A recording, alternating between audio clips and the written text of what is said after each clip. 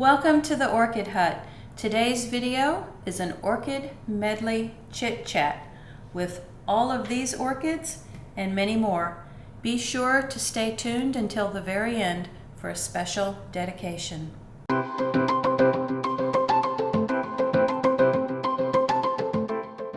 Welcome back to the Orchid Hut.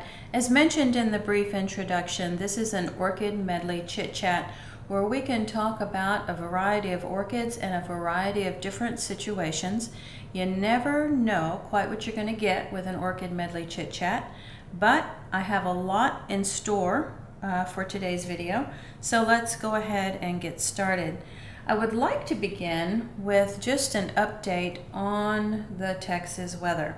Okay, so we have had a week or more of high 70 degrees Fahrenheit, mid 80 degree Fahrenheit type weather, and you would think that the indoor orchids that have been wintering indoors could go back outside, but next Tuesday it's going to be dropping into the mid to low 40 degrees. So that's a little bit too cool, and the last thing I want to do is take 50 plus orchids back out to the Orchid Hut and outside on the shelves and whatnot, and then turn around and have to bring them all back in for 40 degree weather. So I'm not taking my indoor orchids out quite yet. I am going to wait until this final cold front moves through, and then I think after that we will be in the clear for having to worry about frost or temperatures that are too cold at night for orchids. So all of my wintering orchids are still indoors, even though we are well into March. Okay, so we're going to go ahead and get started with the first orchid in this orchid medley chit chat.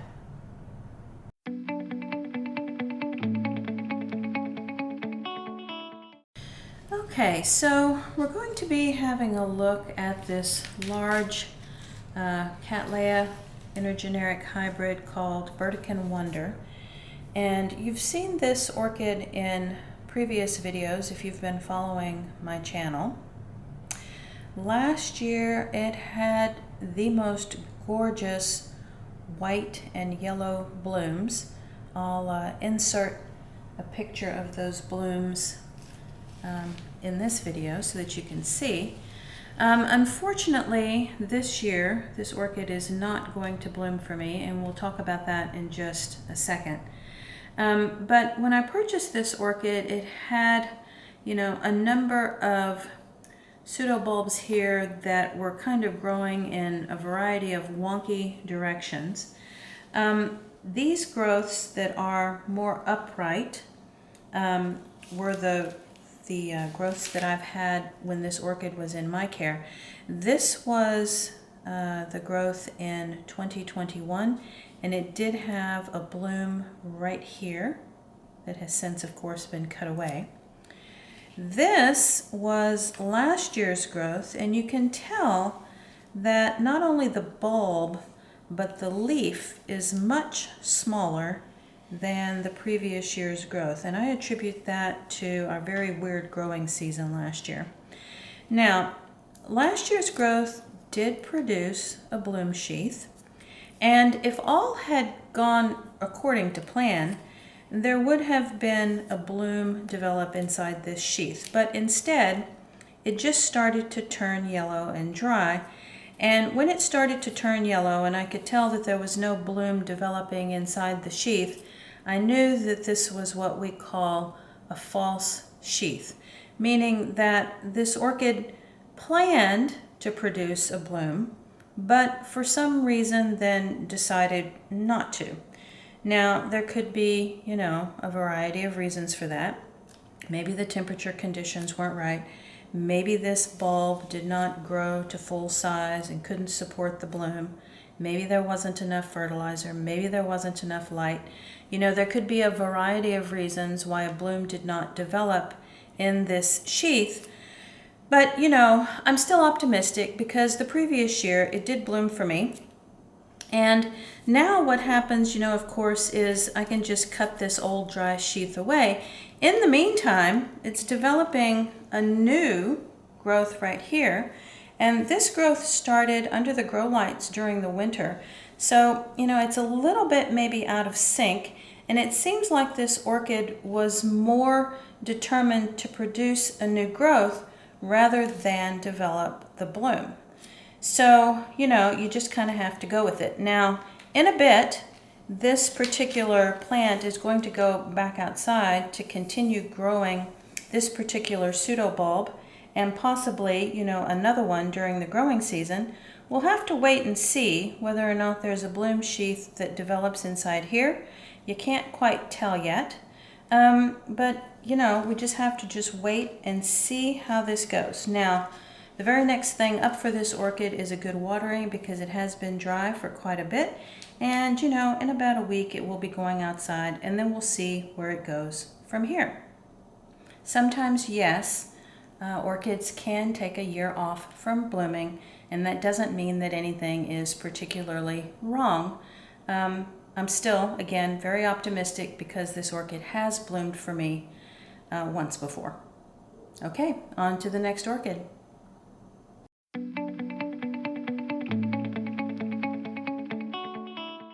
Okay, so the next orchid is actually two orchids. Both of these are miniature type Cattleya orchids. The first is a Cattleya type Cattleya, and this one has had a long history on my channel. It was rootless, and I tried to save it in sphagnum moss and have it in a closed up baggie for a while to keep the humidity level constant, and every once in a while I would check in on the root system, see if I saw anything going on that was encouraging, any kind of new roots, any kind of new growth. And one by one, what started happening with this is that the pseudobulbs would dry and turn brown, and there were leaves here at one time, and they yellowed and eventually fell off. Just like what's happening here, this one is browning and will, eventually fall off, and then I will be down to one leaf. Well, you do have to decide at what point to just give up. And this is the point at which I'm giving up on this orchid. I'll put a link in the upper right-hand corner of this video if you would like to go back and see how this one looked when I started trying to save it. But it just hasn't gone well. Sometimes you win, sometimes you lose. What I will be doing is, of course, discarding this, getting rid of the sphagnum moss that it's been living in. However, I am going to save the tag, because if I ever get an opportunity to replace this orchid, I will. The bloom is simply gorgeous, and I would love to be successful with this orchid someday. So setting the tag aside for my orchid shopping at some point to see if I can find this one again. And now this one is also a miniature Cattleya type orchid, a rather long name here. It's an SVO intergeneric hybrid. And this particular orchid looked really healthy when I purchased it, but then over time these pseudobulbs began to sort of shrivel. When I purchased it, these bulbs were very plump, and that told me that probably the root system was not what it should be. You can tell even this one very shriveled, and so the root system was not able to support the moisture needs of this plant. Now, good news is, in the meantime, it has had a new growth. That new growth is putting on new little roots right down there at the bottom. And the next step for this Cattleya orchid, so it doesn't end up like this one, is to get it in a new potting situation very gently without disturbing those new root tips, and see if I can get this one to reestablish itself and be a bit more hydrated with the new root system. Okay, on to the next orchid.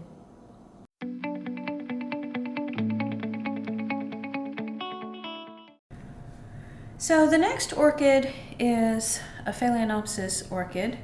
This one is called Friend's Princess. It has been featured in previous videos, I'll put a link to some of those in the upper right-hand corner of the screen. One of them was simply about cutting off a rather sunburned leaf and treating it with cinnamon. And here you can still see the remnants of that leaf left behind. But the reason I included this Phalaenopsis in today's video is because it has a bit of an unusual bloom spike. Okay, so you'll see one bud that has opened. You will see the remnants of a bud that blasted right next to the one that opened. And in addition to that, it had 3 more blasted bulbs, all right next to the one that opened. Now, why in the world did this happen? The truth to that question is, I have no earthly idea. You know, it's possible that because this one was growing in my bay window, it's possible that maybe the central heating came on one night right when those buds were at a very sensitive time of their development, and it caused them to blast. That's the only possible thing I can think of, because otherwise this orchid was in a very stable environment in my bay window growing area.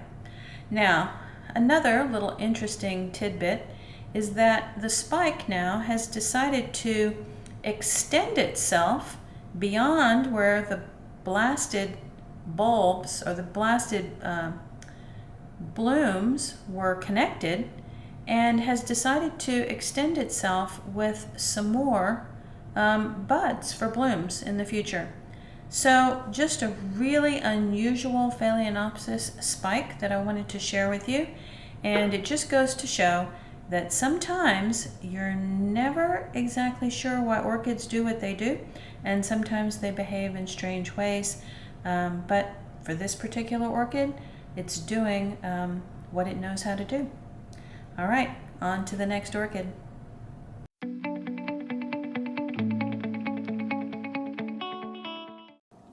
Okay, now the next 2 orchids in this video, one a dendrobium and the other one a miniature Phalaenopsis, were both attacked by the same vicious culprit.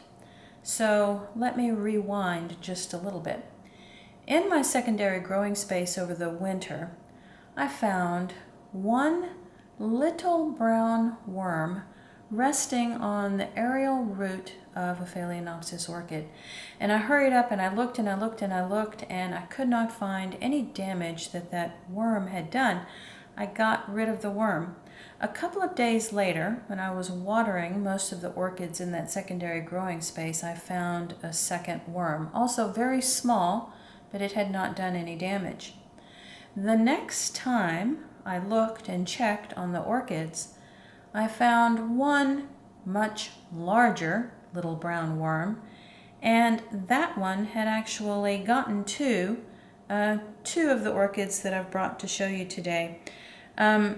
This one, the dendrobium, has had a rough time of it.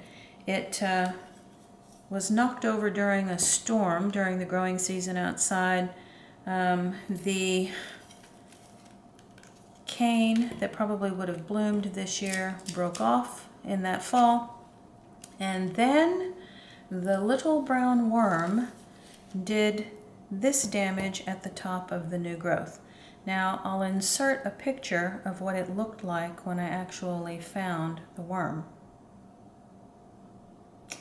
Yes, you can have pests indoors, and a little bit more on that in just a second. But unfortunately, the worm had already gotten to this miniature Phalaenopsis as well. You know, ate a hole in the end of this leaf, and the new leaf growth from the crown of the plant was also attacked by the worm. The worm seemed to appreciate the more tender new growth on the orchid, sort of left alone the more tough mature leaves, and attacked what was tender and juicy, of course. Now, this is my theory on such things. You know, indoors, you don't have any natural predators for insects that can eat your orchids.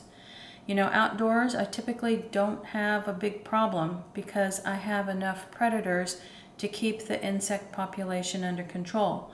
But indoors, even during the winter, you have to watch for things that can hatch and, you know, infest your orchids and cause damage. So it just goes to show that even though it was indoors, I must have brought something in that eventually hatched and decided to make a meal out of some of my orchids.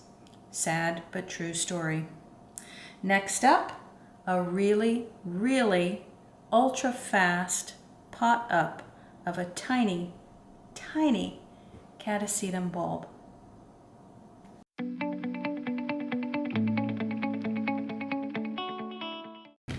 Okay, I believe I have saved the best for last in this orchid medley chit chat. I am going to do a really, really quick pot of a tiny Catasetum bulb that has started its new growth for the new growing season. This is a Fred Clark intergeneric hybrid after dark black pearl, and I'll put a link in the upper right hand corner of the screen when I featured that orchid blooming last fall. Okay, and when I unpotted that set of bulbs, there were two really, really small ones that broke away. And if you've been following my Catasetum videos, you'll remember that I said, I'm not sure if this tiniest one is going to be able to do anything on its own. And I'm kind of still waiting to see if this one will produce a new growth. In fact, it might. And maybe the camera can focus on right there below. There's the tiniest little new bud right there. And if that seems to develop, I'm just going to include it in the potting that I'm going to do next in this video. Okay, but this one definitely has its new growth, and it also has the newest set of tiny, tiny little roots. Okay, so I have chosen a small pot for this because, best case, I will produce a bulb in this growing season that's twice the size of this one and just establish a better root system. So I've chosen a rather small pot here. I have done my usual hole burning about a ½ inch up from the bottom. This creates the tiniest bit of a reservoir at the bottom because these orchids are very thirsty. And I'll also be putting a link in the upper right hand corner of the screen. I did a really lengthy Catasetum repot last year, and I'll put a link to that video if you would like all of the details of this method. It worked well for me, so I'm just repeating it here. And I put packing peanuts in the bottom. The roots do go down into these packing peanuts and seem to, enjoy that environment just fine. It creates a space for water to be retained. Okay, and those are done in there now. I also, right down here, I hot glued 2 of the packing peanuts and I put a stake in there because I will need a way to stabilize this bulb until the roots have a chance to develop. Okay, so there's my stake with the 2 hot glued packing peanuts, some loose packing peanuts in the bottom. I'm going to be saving this sphagnum moss for the top of the pot so that the roots have a soft place to grow into initially. And there's some sphagnum moss mixed in the rest of the pot as well, along with just some random orchid potting media. I really don't think, in my case, that the content of the rest of the media makes that big of a difference, as long as the roots can get some air, as long as somewhere in there there's a way for the media to retain some moisture during the very heat of the growing season when these orchids are very, very thirsty. Okay, so next up I'm going to just put a layer of sphagnum moss on top. Now notice this is all very dry, and it needs to stay very, very, very, very dry until the roots reach all the way down into the bottom of the pot. You're going to keep it dry for that long, and then when you do begin to water, Do it very, very gradually. Okay, so I'm going to be placing this bulb right up against the stake. I'm going to gently rest the new growth and those new roots right at the top of that sphagnum moss, just like that. I'm going to take some soft tie. This is really, really nice and soft on the exterior, but has a wire on the inside so that I will be able to attach this to the stake. And after I do this, it might need just a tiny bit of adjustment. We'll see.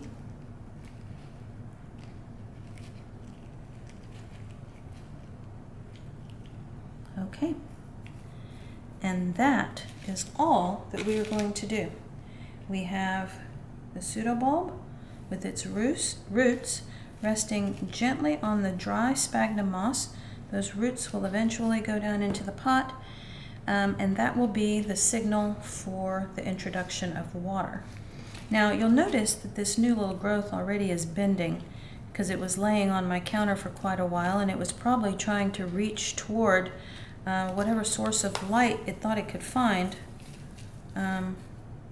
But now I think I will put it in the window and it will be able to grow a bit more straight. Now this one is probably going to sprout right here, in which case what I will probably do is take just the tiniest bit of very, very almost cold hot glue and just attach it right there to that one, and these two can just kind of grow side by side, because this little bulb is clearly not going to take up much space for one growing season anyway. Okay. Thank you so much for watching. If you enjoyed this video or learned something new, please give it a thumbs up. The subscribe button will be coming at the bottom right-hand corner of the screen, and please watch until the very end for a special dedication. See you all next time.